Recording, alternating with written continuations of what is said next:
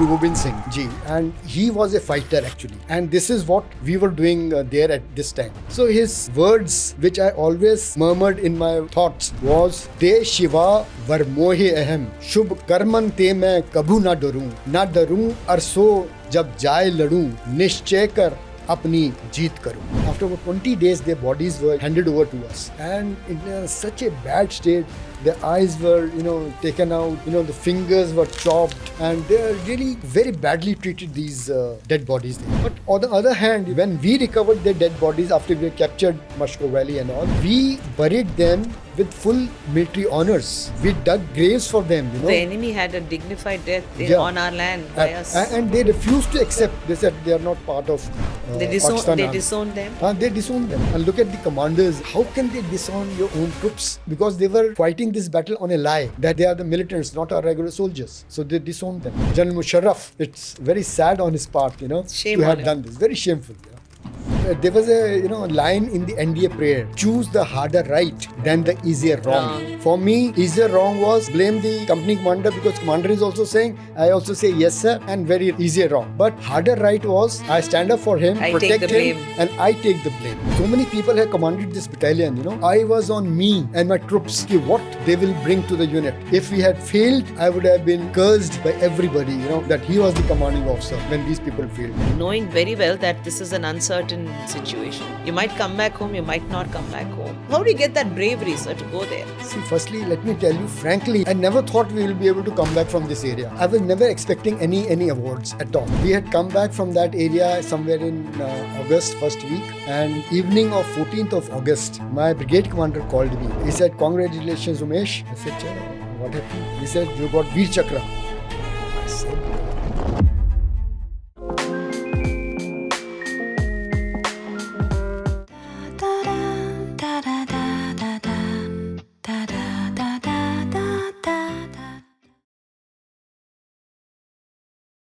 we live in a hostile world. Much of our narratives carries moments of wars waged without reason. Wars waged just to prove a point. Wars waged to build boundaries between people of one world. But does anyone ever think of our warriors who had no choice but to fight as a job to be done? And if they came back to tell us their story, they and we just got lucky. Hello, I am Meenamma. I'm a storyteller and a trainer, and I wish to share my chats with inspirational Indians around me on varied topics of global interest, with the hope that my audiences may design a better life from my episodes. Each talk that I do is an inward journey. Come travel with me today to meet an extraordinary Indian, a great human being. Do watch this episode till the end and subscribe to Meet Meenamma on YouTube, Instagram, and other handles. Welcome, ladies and gentlemen, to today's episode, where we explore the Kargil War through the eyes of Brigadier Umesh Singh Bawa, a distinguished veteran of the Indian Army. Born on the 5th day of June 1958 in New Delhi, he was commissioned into the army in 1978 and later commanded the 17th Jat during the Kargil conflict. His book, Mashkoh, Kargil as I Saw It, was published in 2020 and provides personal insight into his significant chapter of Indian military history. The Kargil War, fought in 1999, stemmed from long-standing tensions over Jammu and Kashmir. Babaji's battalion played a crucial role in reclaiming key positions like Point 4875. Their bravery earned the Jat a unit citation, Battle Honour Mashkoh, and the Theatre Honour Kargil from the Chief of the Army Staff.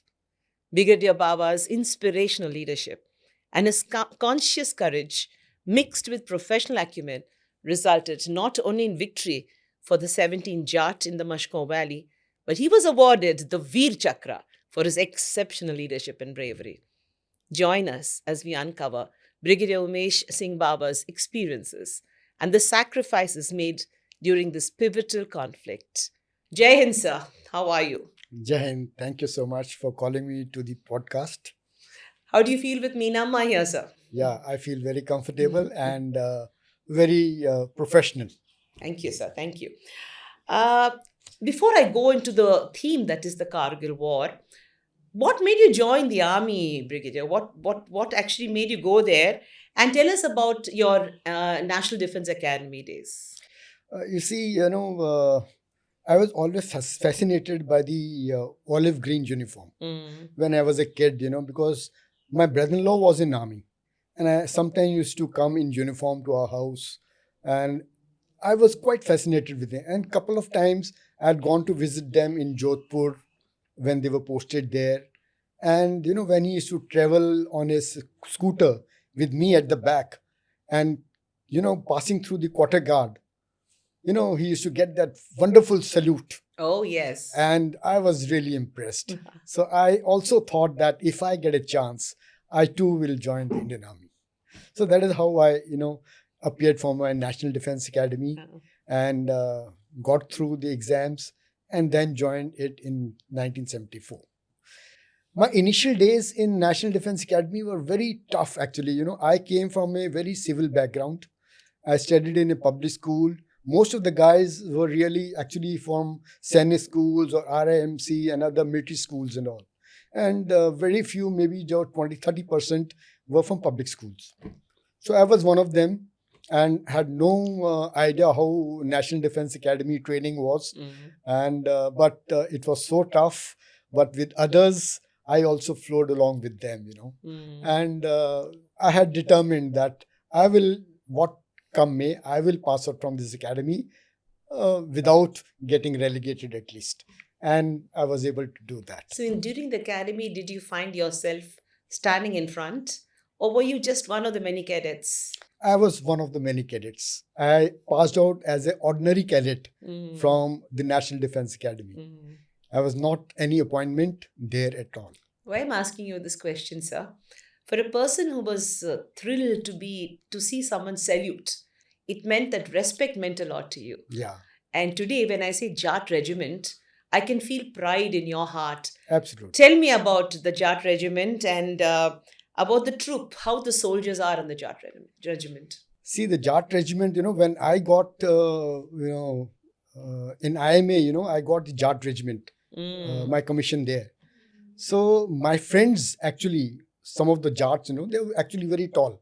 And I was just 5 feet 5 inches. And they were laughing at me, oh, you small, guy, what will you do with the Jats? They are all 6 feet tall. So I told them, laughingly, like, Hitler and Napoleon were also very shocked. Atom bomb is small. Yeah. And they did something great. So probably I'll also do something, doesn't matter. So let me take you to 1999. Actually, India had not fought a battle for many years. The last battle before that was 1971, the war. And there was a lot of tension on the line of contact. But I want you to tell me, 1999, you were hardly 40, 41 years old, father of small child or small children, young man, and suddenly the opportunity came to you and there was something that happened extraordinarily. Tell us about what happened with the Kargil War, your role and your entire book that you have dedicated as the war you saw there. It was for the rest of the country, it was 2 days, maybe July 4th and 5th of 1999. But for you, it was training, waiting, and then reaching there. So let us hear the whole story from the horse's mouth. What happened in Mashkoh? So I'll just tell you, actually I was located 120 kilometers away from Mashkoh when, I got orders to move my battalion towards Mashkoh Valley. That time, nothing concrete was, told to me. And they said, just reach Daraz sector near Mashkoh and you will get your briefing there. So I got my vehicles, my troops were all deployed in a defensive position, counter-infiltration role.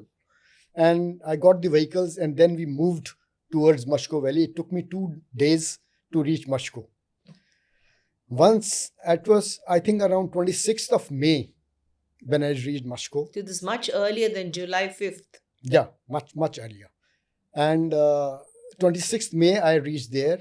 And there were already, 3 battalions, who were trying to, fight with these so-called militants, which they said, trying to recapture the heights, but they were all unsuccessful because they came from, the valley, that is Srinagar, and they were involved in a counter-insurgency role.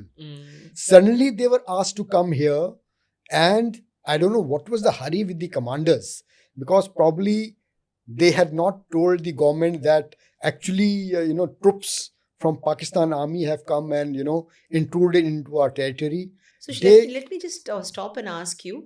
So were they under the impression they were only militants, Yes. not the army? Yeah. Initially, they thought they were only militants. Okay. That's why they didn't tell the government that they were actually, it was only when we started, going towards them, they started firing with such machine guns. That is how we came to know that such machine guns are not held with the militants. They are proper, Northern Light Infantry troops who were disguised in the black salwar suits. I mean, saying, telling the world that we are militants, not the regular army. So that was the initial, and when we reached there, the first briefing that I got from the commander there was, he showed me a big height, 4875. That height, there are about 6 to 8 militants up there that sent some guys up and bring them by the neck down below. I also thought it was a very easy task. So I, sent one company there on top, and I said, you'll find some militants there. Whenever there is a fire exchange, you better catch them and bring them down. Back. But it was not so, actually. When my, platoon went first night, that was on 28th of May, they were fired upon by about, few shots by the enemy. Probably that was the listening post of the enemy. And he fired and ran back to his main post. Okay. But we didn't know where his main post was. So we captured that place known as 0.4540. Okay. That was below 0.4875. So we formed a firm base there. Next night, again, one platoon, about 30 chaps, was sent to probe, because we didn't know where is he and how many, what is the strength and all. We'll come to know only once he fires at us. Correct. So this platoon, when it was going ahead towards 0.4875, it was, when they were about 100 meters short of that objective, they were fired from 8 medium machine guns of the enemy. And this is from a height of how many feet? It was a height of 16,000 feet. Oh my God. And they were just 100 meters away from there. Okay. And 8 machine guns, my platoon was, shattered. Oh my God. They didn't know what has come and hit them. That JCO who was there, Subdar Harful Singh, he fought, valiantly with his troops and all, tried to return fire, but they were outnumbered. And I lost 1 JCO and 5 other ranks there itself, and about 10 soldiers were badly wounded, and rest, just dispersed and came back towards the Badly hurt. Back towards the battalion headquarters. And it took me at least 24 hours to know how many people have come back. And when I realized there were about 6 people who were missing, then sent a patrol. We found these 6 people, their dead bodies lying there. Then I sent a patrol and with a white flag to retrieve these dead bodies at least, Generally during war, if you show the white flag, they will allow you to take your bodies. And but these guys, started firing at them also. It was very unsafe. So I told them, okay, don't go now because you'll also get killed. So then I decided that we will capture this post. And that is how, I motivated my men. These 6 bodies that are lying there of our comrades, we have to get it back. And we can get it back only once we capture this. So that was the first motivation I gave to my boys to capture this point. So when this happened, my brigade commander was very upset. He told me, you have lost 6 men and 10 boys badly injured and all. I mean, you must fix the company commander. He was Major Punia that time. And because he has not, taken precautions. Then I had to tell him, sir, it is war. I think we will have casualties. It is, perhaps he was thinking it is just militants. And that is the ideology, that it's only militants. Yeah. So I told him it's not militants. Militants are not sitting with 8 machine guns. It is proper Pakistan Army troops who are there with proper guns and everything. And you should be happy that my troops have laid down their lives and, faced them with bravery. He said, no, but somebody has to take responsibility for this. So what I told him at that time was, okay, sir, if somebody has to take a responsibility, then I am responsible for it. You can fix me. And because he was doing exactly what I told him to do, and I was doing exactly what you told me to do. As commanding officer. As commanding officer. So you fix me if you want to, and otherwise I am not going to say anything to my platoon commander or the company commander. He was not happy that time, with my reply. But later on, I realized, when I said this, actually my respect in his eyes went up. And it was easy to blame your... yes. There was a line in the NDA prayer: choose the harder right than the easier wrong. For me, easier wrong was blame the company commander, because commander is also saying, I also say yes sir, and very easier wrong. But harder right was, I don't blame him, I stand up for him, protect him, and I take the blame. So those words of the NDA prayer, choose the harder right than the easier wrong, was with me always. Wow. And my troops also, with this sort of a stand, they never expected that I will take a stand like this. And they also, in their eyes, my respect also grew them. So it is the trust that is built between the troops and the leader. Yes, sir. And that is how, they are ready to, sacrifice even their lives for you.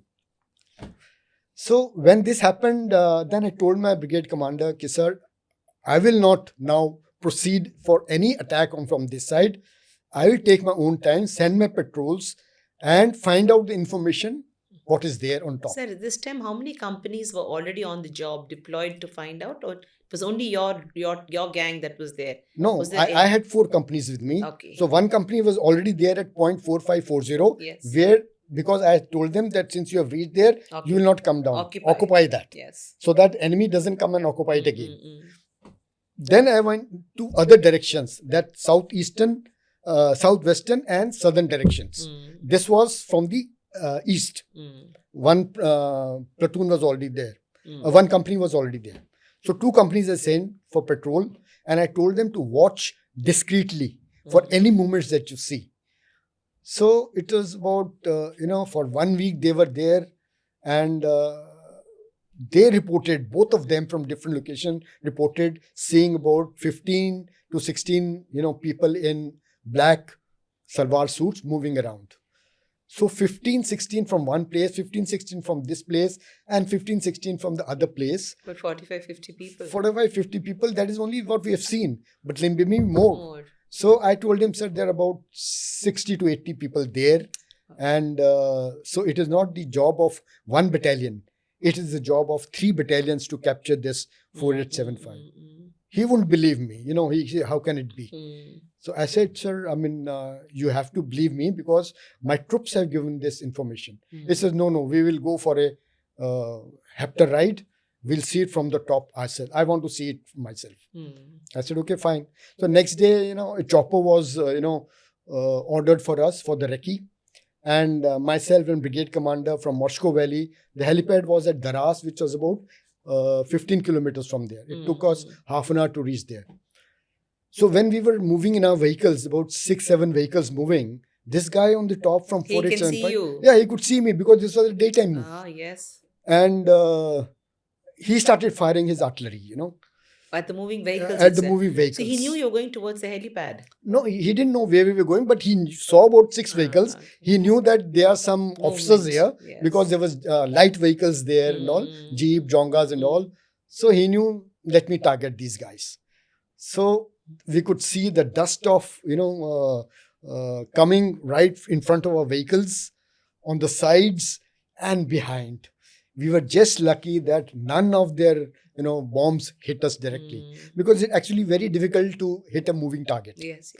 So once we reached Daras helipad, there we were told that helicopter will come and you will just get 30 seconds to get into it, because this helipad is also under enemy observation. Surveillance, yeah. And the moment he sees the helipad in that, he starts firing his artillery. So when the helicopter came, we just ran, jumped into the helicopter, and off he had taken us there. And later I came to know that when we took off, there were barrage of artillery fire which came on helipad. So we survived the second time. Correct. And then third time when we were going on top, we could see, tiny dots, black, moving on 4875, and there are good about 40, 50 people, at different places. And my commander was, quite satisfied that, yes, what information my patrol gave was. It's not a militant exercise. Yeah. And then he told the, pilot to get the helicopter down because he wanted to see it clearly.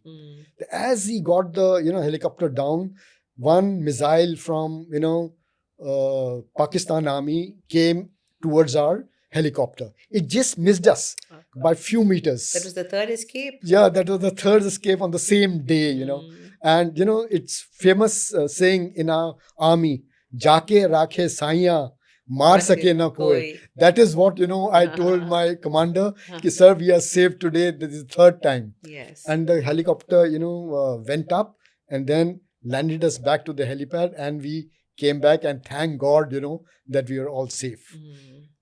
So that was, the brush with the, death 3 times on the same day that I came back. 3 so times I developed a lot of, faith in God that... Sir, I'll ask you a question just at this time. Yeah.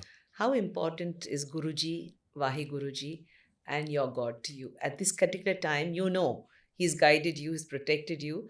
But what kind of religious sentiments were awoken in you that day? See, our 10th Guru Gobind Singh Ji, and he was a fighter actually. And this is what we were doing there at this time.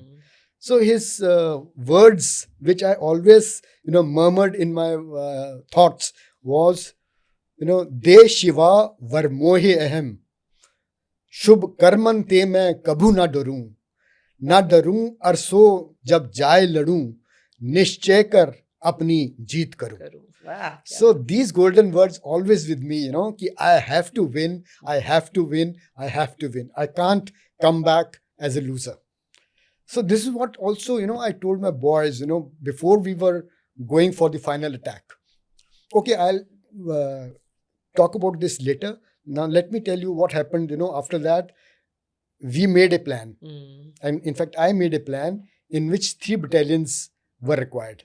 Okay.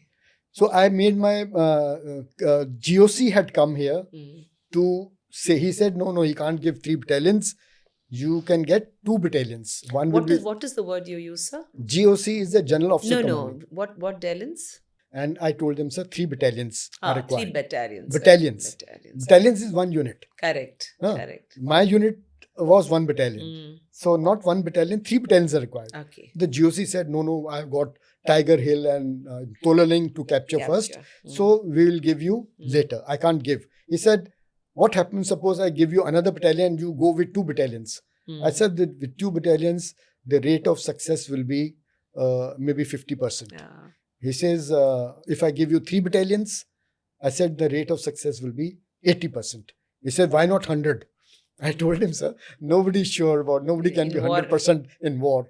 I mean, I can't tell you it will be 100%. So that 20% still be there. So he said, okay, we'll wait for the right opportune moment and I'll let you know when these 2 more battalions are ready. So I said, fine. So we waited, and finally, on 4th of July was our plan, which was submitted to him. And, when we're discussing these plans and all, I had actually planned it for capture in 3 nights. He said, no, you can't get 3 nights, only 1 night.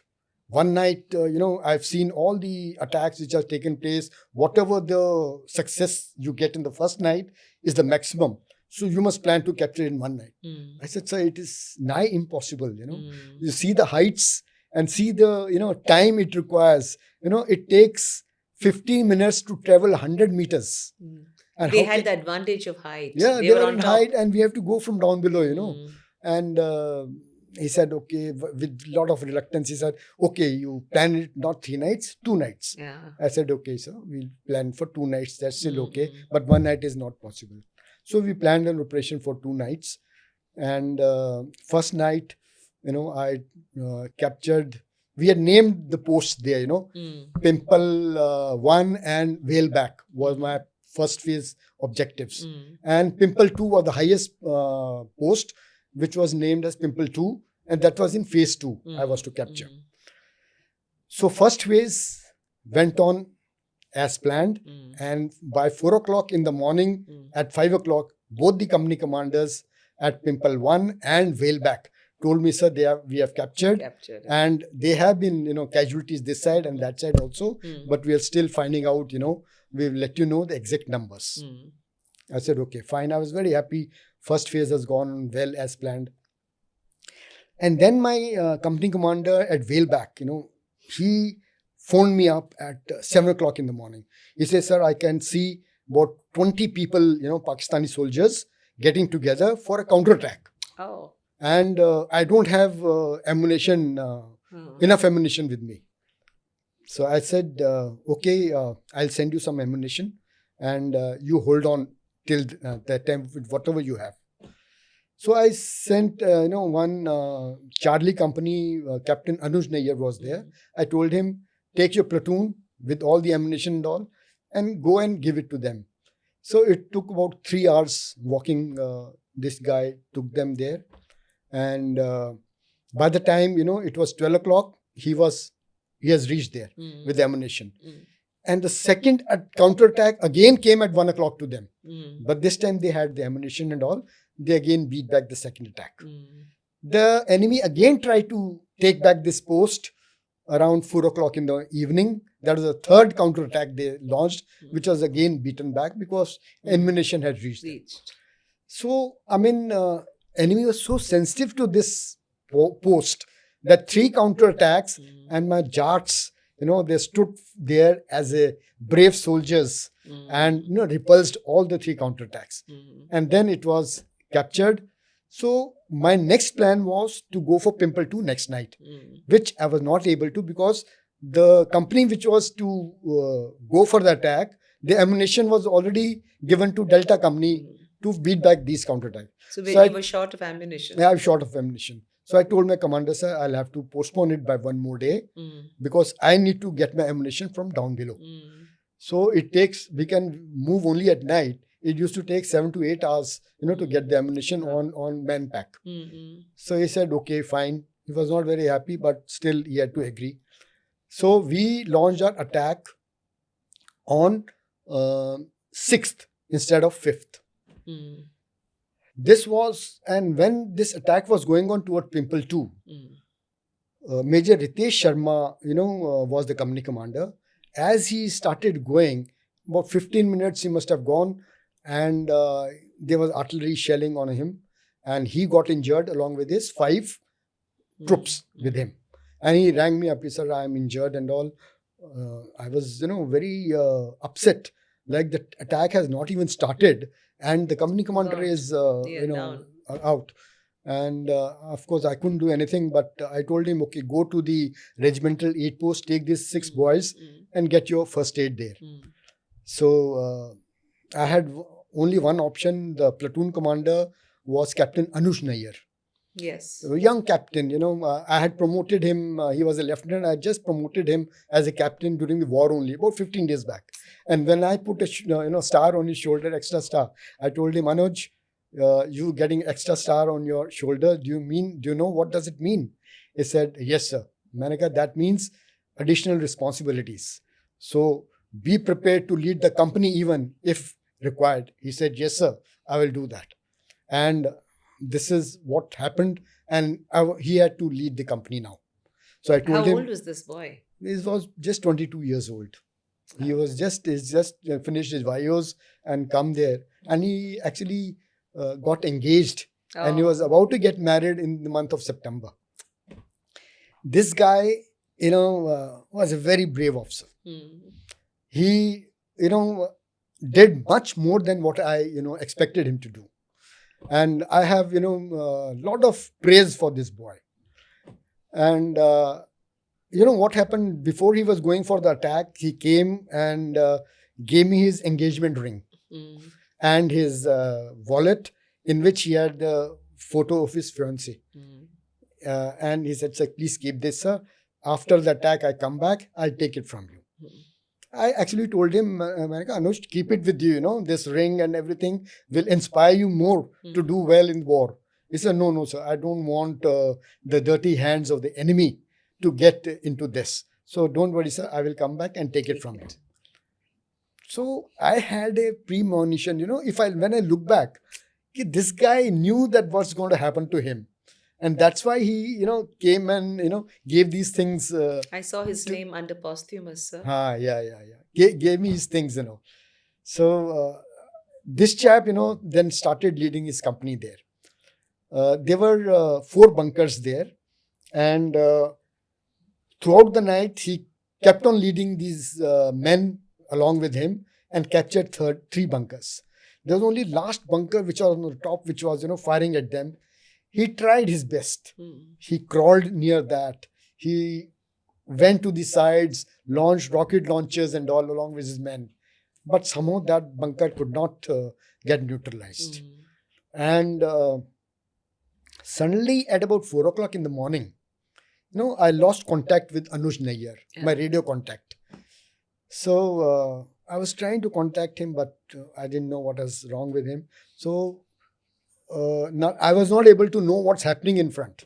So I told one of my company commander, reserve company commander, Major Punia, you take about 30 people and go towards that area of the 4th bunker and see and give a radio set to Anuj Nayyar so that he can speak to me and tell me what is the latest situation. So this guy, when he went there, he must have reached there about 9 o'clock in the morning. That was on 7th. And he tells me, sir, I can see Anuj Nayyar and 5 more bodies there next to the 4th bunker, and they are not moving. So probably they are dead. So it was, a very, very sad moment for me. This young guy, and and he fought so bravely. And last moment, he gave his life along with his 5 other ranks. And a very sad moment for me. Then I told him, okay, you come back and keep holding on to that position, not to leave, tell Charlie Company not to leave that position till the 3rd bunker. We will sort out, them when the night comes. So what happened was night, we were again supposed to capture that 4th bunker.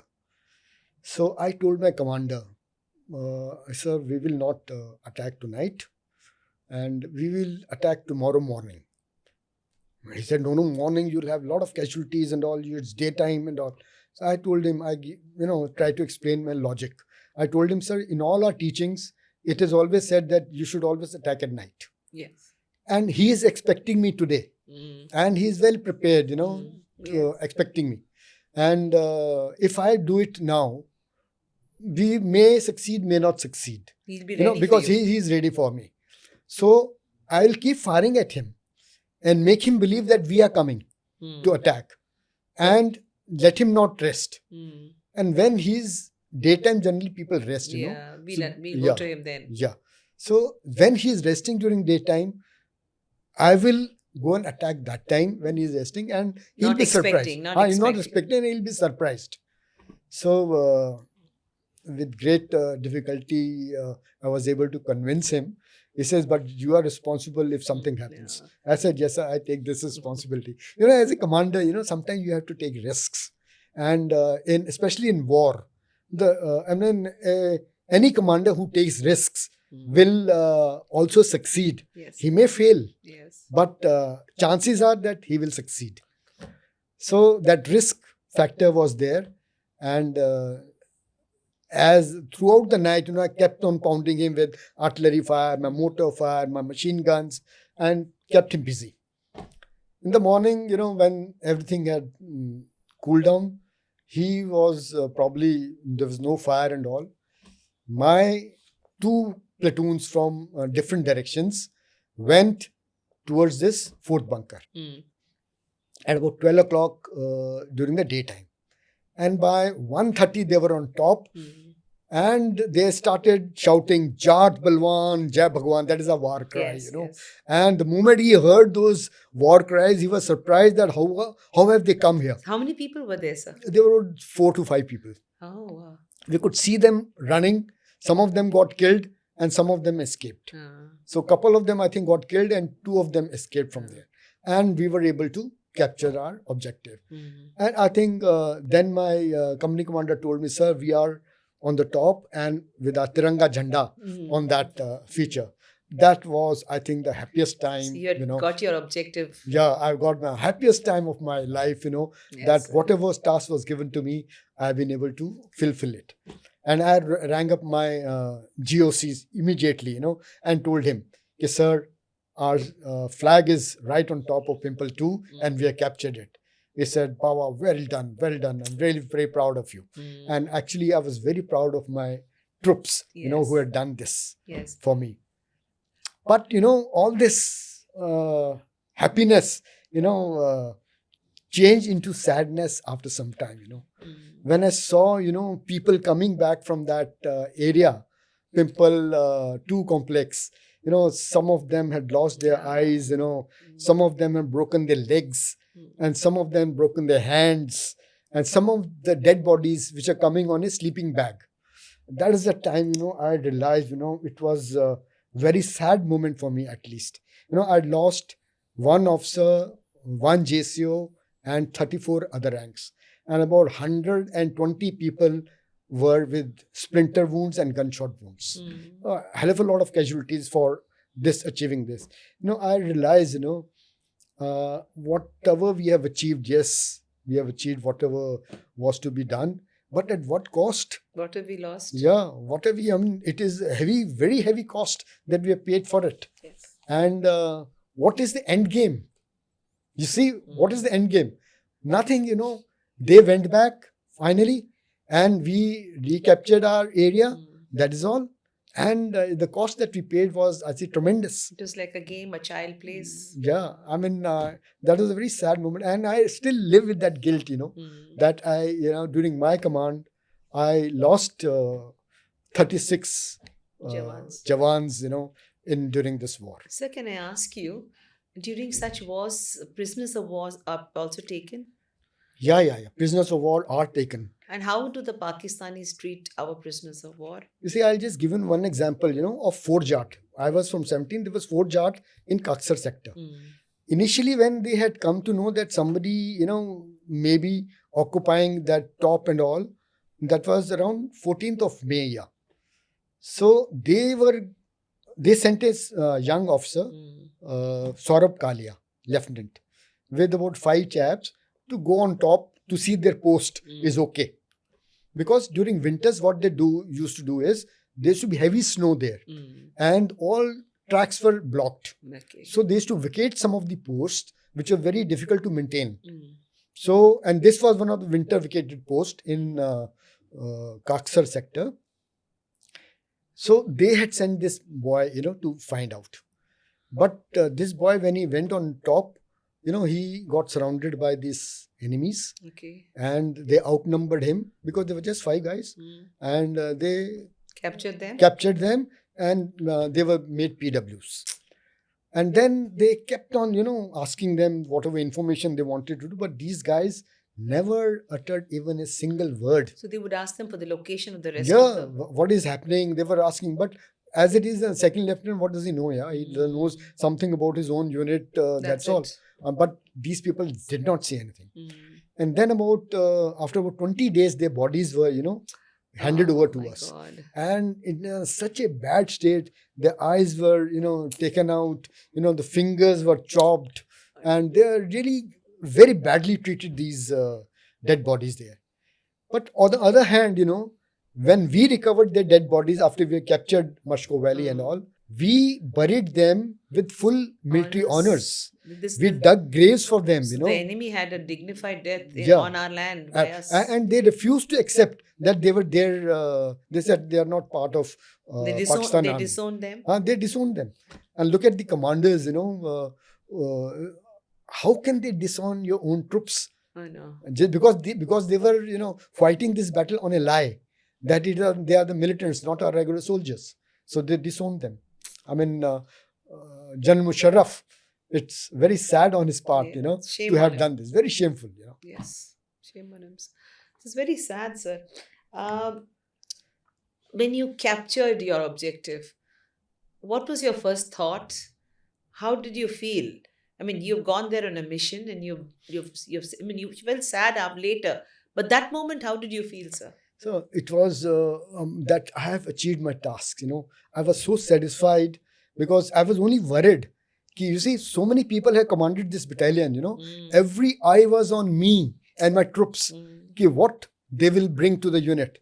And I mean, if we had failed, I would have been cursed by everybody. That he was the commanding officer when these people failed. But now I was so happy that at least I have been able to achieve what the task was given to me, and we have completed this task with a lot of course, there was a lot of casualties from our side, but at least whatever the job was given to us, we have been able to complete. Yes. That feeling of satisfaction was there with me. So when you go out to war, now when you went, you thought it's just a regular activity. After going there, you realize that, it is a more serious thing that is happening. You're on the second line, because your first line, all of you are fighting from the front. The troops always do that. How did you feel, knowing very well that this is an uncertain situation? You might come back home, you might not come back home. So how was your been? How do you get that bravery, sir, to go there? See, firstly, let me tell you frankly, I never thought we will be able to come back from this area alive. I thought we are all going to be, because they were right on top of us. We are down below, and they were having all the, dominating areas. And for us to climb up, and, those heights were about 16,000, 17,000 feet. There were no tracks leading to them. We had to walk on the mountains and make the tracks. And there were no water on top. We had to, carry everything from down below, jerrycans filled with water. Ammunition was difficult to carry. And the fighting efficiency of a soldier, reduces by almost 30%. He can carry maximum 10 to 15 kgs on his back. Otherwise, he carries about 25 kgs. And there were no vegetation, no oxygen to breathe was very less. And you trudge about 100 meters and you are gasping for breath. The terrain was a big, difficult for us. And attacking at such heights and at such mountains, and the slopes were almost 60 to 70%. Oh my God. Very, very difficult. We are just almost crawling, incline, going up. Yeah. Oh my God. So during a war like this, camaraderie, brotherhood of the soldiers is very important. And wo josh ko kaise rakhte hain? I mean, as a commanding officer, now you are 5 feet 5 inches, you kept saying. Your boys are 6 feet tall, but you are the commander, you are the commanding officer. What do you do to keep them motivated? See, before we went for the final attack, I got them all together and I gave them a little pep talk, where I said, every officer or Jawan who dons a uniform, he always thinks of going for a battle or some war sometime in his life. I said, that opportunity the God has given us. Now it is upon us to make it or break it. If we do well, all our generations to come will remember us as heroes that who fought so valiantly. But if we not able to succeed, they'll all curse us and we'll earn a bad name. I said, now it is upon to us what we have. We can't go back. We can only go forward. Yeah. And so that is how, I try to motivate them. If you do well, you will be remembered. I said, everybody has to die one day. And no better death than dying for your motherland. In any case, everybody will die one day. But if you die protecting your motherland, you will be remembered, honored in your village, in your unit, and your family also. And I said, believe in the God. And, I quoted one Bismil, who had said, Sar Faroshe ki tamanna, Ram Vilas Bismil, who had said this. Sar Faroshe ki tamanna, ab hamare dil mein hai, dekhna hai jor kitna, bajuए कातिल में है. This is how I motivated them. Sir. Beautiful, beautiful. Sir, it's 26 years since the Kargil War. That we won, we captured the hill, that our heroes became, world famous, global. India became a stronger force. All that is part of history. But what is the learning that we, after 26 years, have to learn? What do we learn from the Kargil War? See, actually, there are a lot of things, whatever the mistakes that we made, we learn from our mistakes. Yes, sir. I'll just, because there are many, I won't be able to cover all of them, but some of them, important ones, I'll cover. First thing was our intelligence was very poor. Our surveillance of the border areas, our surveillance by the helicopter patrols and all, and surveillance on the ground by the troops through patrols and other things was shoddy. Probably they never thought that, the enemy will come, intrude into our territory and capture the ground. They never captured actually anything. No. They occupied unheld areas. There were huge gaps there. Okay. So we must, not have so much of gaps. The troops available were very less. There were actually one more division which was sent down to JNK, Srinagar for fighting counterinsurgency, which was the biggest mistake which they did. I mean, they should have kept the two divisions there. Together, stronger. Yeah. Then we didn't require any troops from outside. Like we came from outside. All other troops who were fighting counterinsurgency had come from there. So this is the first mistake, Secondly, when these guys who were fighting insurgency, they came here, this was a totally different war. This was a war, actual attack on a high altitude area with proper troops positioned there. And guys who are fighting insurgency, suddenly you tell them, go and capture this. It is difficult for him. True. You have to give 15-20 days for orientation training. Now, they should be oriented towards capture in a high altitude area. What are the modalities and how it is to be done? Those things were never done and they were rushed. I was lucky actually because I came on 26th May and my final attack went on 4th July. First attack, I suffered heavy casualty. Correct. I learned my lessons there. Yes. And thereafter, I took a stand that unless I am satisfied with my information, I will not going ahead. So this was second, mistake that we made. Third mistake was, we were told that we will not cross the LC. Our hands were tied. We are told to not cross the LC. So all our attacks were, straight. So the Lakshman Rekha was drawn for you. Yeah, Lakshman Rekha was drawn. I mean, when there is a war, you cannot withhold somebody. Yeah, we can't withhold somebody. So that sort of a thing, ties you down. There was, I was reading an article of a general from Pakistan Army who wrote in the newspaper Dawn that time. He said India missed a chance to capture a strategic objective. There was a place known as Skardu right on that LC, from where all troops were, from to Sechin and toward our area where their people come. They were supported from that base. So that was beyond the LOC. Beyond the LOC. Okay. He says if India had moved a little had ahead. moved, maybe airborne division would have gone there, secured that area, and we should have sent some more troops. You have captured Skardu. I mean, you wouldn't have to, attack these people head on. That was a strategic objective which India should have. I mean, probably I now feel, it was a very relevant point that he made. And if one of our journals, had probably given this to our Prime Minister, all the political bosses, probably they would have seen some sense in this. The strategy but changed. But at that time nobody wanted to bell the cat. Very, very true. So we're coming to the end, almost to the end of our podcast.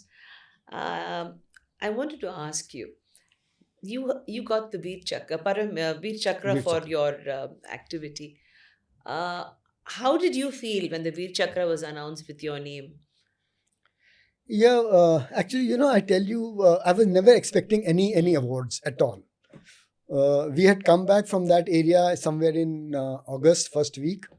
And suddenly I was, evening of 14th of August, my brigade commander called me. He said, "Congratulations, Umesh." I said, "What happened?" So he said, "You got Vir Chakra." I said, "Oh, thank you, sir. I mean, it's a surprise for me because you don't come to know that because your boss writes your citation and he recommends you. He tells me there, actually, Umesh, I had recommended you for Mahavir Chakra. Oh, okay. But you got Vir Chakra.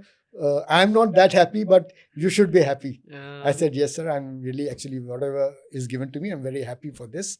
So this is how, I came to know. And then probably, everybody, because 14th of August, all these awards are declassified. Yes. And everybody, I got so many calls from people. And frankly speaking, I never expected anything. I said, I have done my job. Yeah. That's it.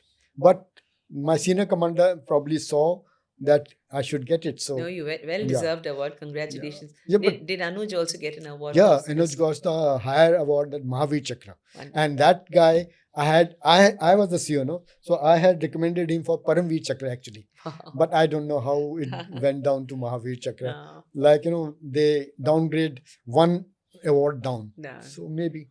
Yeah. So little boys like this, sir, there'll be so many Anujas watching this podcast. Yeah. What is your message for the younger generation?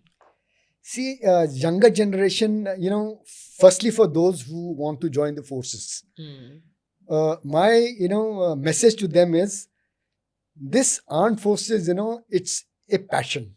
It is not a job. Yeah. If you're looking for money or something like that, then this is not the place.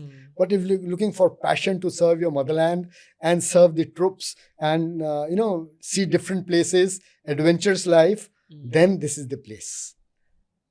And for those who are in other professions, my advice to them is, as a citizens of India, become a citizen who are worthy of the sacrifice of the soldiers. Very true. And become a good citizen.